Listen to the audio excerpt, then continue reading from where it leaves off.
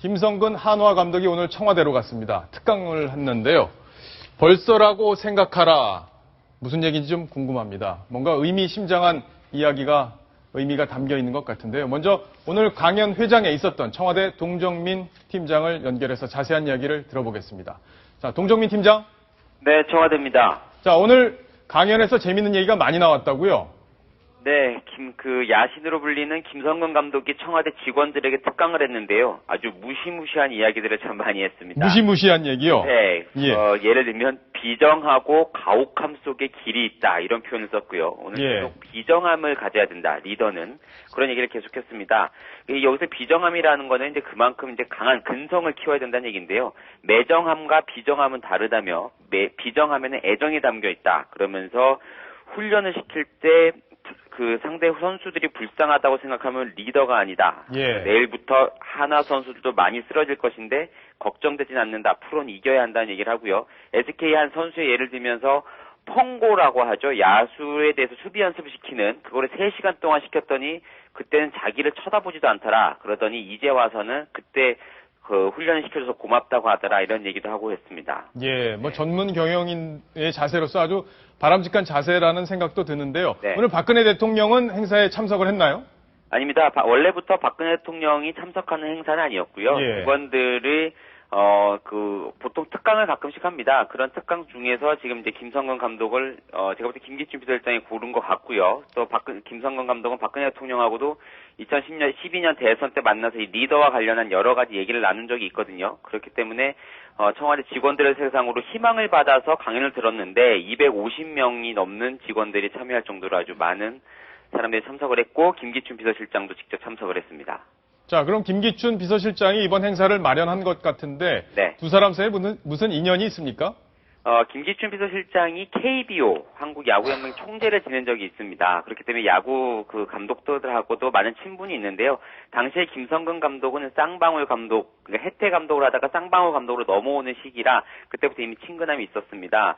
김기춘 실장 아까 얘기했던 대로 무시무시한 얘기들을 많이 김성근 감독이 했는데 다 김기춘 실장의 마음에 쏙쏙 드는 얘기들이었을 것 같아요. 그만큼 지금 많은 일을 시키고 있는데 그거를 힘들어하지 말고 해내야 한다라는 얘기를 했고, 김성근 감독이 아직이라고 생각하지 말고 벌써라는 생각으로 절박함을 가져야 된다는 얘기를 했는데, 예, 그게 무슨 얘기인가요? 그러니까 이런 얘기입니다. 그러니까 아직 많이 남았다고 생각하지 말고 벌써 많은 시간이 지났으니 지금 시간이 없다라는 생각으로 절박함을 가져야 된다는 얘기인데, 김기춘 비서실장이 이제 강연을 끝날 때쯤에 오늘 단상에 올라와서 이런 얘기를 했습니다. 거기에 받아서 박근혜 정부도 아직 3년이나 남은 게 아니고 벌써 2년이나 지났다. 그런 절박감과 책임감으로 일을 해달라. 이런 표현을 썼거든요.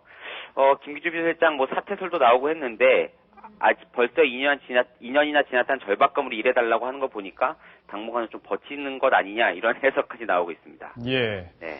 자, 오늘 행사에 박근혜 대통령이 있었으면 더 좋았을 것 같다는 생각이 드는데요. 네. 자, 동정민 팀장 수고했습니다. 네, 감사합니다. 예. 자, 조수진 차장. 네. 저는 오늘 김성근 감독 강의 중에 리더는 손가락질을 받는 거를 두려워하면 안 된다. 이 얘기 참 가슴 깊이 와 닿은 것 같습니다. 네. 어떠셨어요? 저도 김성근 감독의 강연을 프린트를 해서 읽고 또 읽어봤습니다. 네, 정말 주옥 같은 발언들이 많이 나왔는데요. 예. 첫 번째로 기억에 남는 것은 손가락질을 피하는 것은 리더의 자격이 없다. 비난에 대해 해명하는 자체가 시간 낭비다. 이런 얘기를 했습니다. 예. 내가 욕을 바가지로 먹더라도 내 뒤에 사람이 편하게 일을 할 수 있게 만들어줘야 된다. 네, 이런 얘기도 했고요. 두 번째로는 리더는 있을 때 존경받으면 최악이다. 아, 있을 때 존경받지 말라? 네, 예. 때로는 비정함도 필요하다. 애정이 있어야 비정해진다. 선수가 없다면 만들면 된다. 결과가 없는 리더는 쓸모가 없다. 이렇게 얘기를 하면서 훈련을 시킬 때도 위험할까? 아플까? 이런 걱정을 해서는 안 된다. 아주 철저하게 처절할 만큼 훈련을 시키고 모든 결과는 리더가 책임지면 된다. 예. 네, 이런 얘기를 했습니다. 자, 그만큼 예. 책임감을 갖고 소신과 사명감을 갖고 아주 강하게 밀어붙이면서 인기에 영합하지 말아라. 예. 네, 이런 당부를 한 거죠. 자, 박성원 논설위원. 네. 청와대에서 지금 2년 동안 한 여러 가지 일들이 있었는데 그에 네. 대한 평가가 다양할 것 같습니다. 네. 오늘 강연에서 청와대가 좀 귀담아 들어야 될 부분 네. 어떤 게 있다고 보세요? 지금 조 차장도 얘기했지만 그 책임을 피하지 않는 리더십. 예. 지금 청와대가 많은 경우 예를 들어서 공약을 슬그머니 위반했다, 또 어겼다, 이런 부분에 대해서 설명이 없는 경우가 많아요. 예. 최근에 나오는 그 무상 복지와 관련해서도 경제가 어려워서 지금 이걸 지키기 어렵다라면 스스로 책임을 지고 내가 약속을 했지만 지금 이것을 지키기 어려운 상황이 됐습니다. 그러니 이 부분을 참고 기다려 주시고 이 부분은 못 지키는 걸 이해해 주십시오. 이렇게 책임을 회피하지 않는 리더십이라야 국민들이 고통을 감내하면서 따를 수 있지 않을까. 저는 그 부분을 가장 강조하고 싶습니다. 예. 네, 저도 좀 박성원 논설위원 그 비슷한 결의 말씀을 좀 드리고 싶은데요. 박근혜 대통령이 참 원칙과 소신 하나는 분명합니다. 그런데 항상 비판받는 거 하나 중에 유체이탈 화법이라고 하죠. 나는 책임이 없다는 식의 세월호 사건이 났을 때도 공무원들을 질타를 한다든가 또 정치의 맏 언니로서 활동을 해야 됨에도 불구하고 우리 정치와 정치인들을 비판하고 뭐 이러면 월급 받을 자격이 없다. 이렇게 매도하는 것. 이거는 책임지는 자세가 좀 부족한 것 같습니다. 오늘 강연을 박근혜 대통령이 직접 듣지 못해서 아쉬움이 있습니다만 김기춘 대통령 비서실장이라든지 오늘 참석한 수석들이 좀 잘 정리해서 전달을 해 주시기를 바랍니다. 예. 오늘 뭐 분명히 좋은 강연이었기 때문에 대통령에게도 내용이 다 보고가 됐으리라고 생각이 됩니다. 저도 개인적으로 김성근 감독한테 민원이 하나 있습니다. 제가 한화 이글스 충청도를 기반으로 한 팀이기 때문에 제가 팬인데요. 올해는 꼭 제발 꼴찌에서 좀 면하게 해주시기 바랍니다.